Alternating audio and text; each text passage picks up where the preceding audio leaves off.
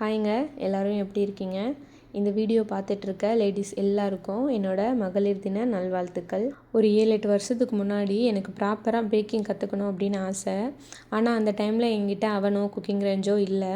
ஆனால் அந்த டைமில் மெட்ராஸ் சமையல் சேனலில் குக்கரில் எப்படி பேக் பண்ணுறதுன்னு சொல்லிட்டு சில ரெசிபிலாம் எடுத்து ட்ரை பண்ணிகிட்ருப்பேன். நான் குக்கரில் ட்ரை பண்ணது என்ன ஆயிடுச்சுன்னா, குக்கர் நார்மலாக குக்கிங்க்கு யூஸ் பண்ண முடியாத அளவுக்கு ஆயிடுச்சு. அப்போ நான் நினச்சேன், இனிமேல் எந்த குக்கரையும் வேஸ்ட் பண்ணக்கூடாது. நம்ம அவன் இல்லை குக்கிங் ரேஞ்ச் எப்போ வாங்குகிறோமோ அதுக்கப்புறமா ப்ராப்பராக பேக் பண்ண கற்றுக்கலாம் அப்படின்னு. இப்போ குக்கிங் ரேஞ்சும் வாங்கியாச்சு. ஆனால் அதுக்கான பொருட்கள்லாம் வாங்கி ப்ராப்பராக கற்றுக்கிற அளவுக்கு சூழ்நிலையும் இல்லை, எனக்கும் மைண்ட் செட் இல்லை. ஆனாலும் பசங்களுக்கு டிஃப்ரெண்ட்டாக ஏதாவது செஞ்சு கொடுக்கலாமே, ஏன்னா அந்த 3 வீக்ஸ் ஃபுல்லாக லீவ் தான், வீட்டில் தான் இருக்காங்க. ஏதாவது ஒன்று புதுசாக செஞ்சு கொடுத்தோம் அப்படின்னா நல்லாயிருக்கும்னு சொல்லிட்டு பிஸ்கட் தான் ட்ரை பண்ணியிருந்தேன். இந்த பிஸ்கட் பண்ணுறதுக்கும் என்கிட்ட இருக்க பொருட்களுக்கு தகுந்த ப்ராப்பரான யூடியூப் வீடியோ எதுவுமே எனக்கு கிடைக்கல.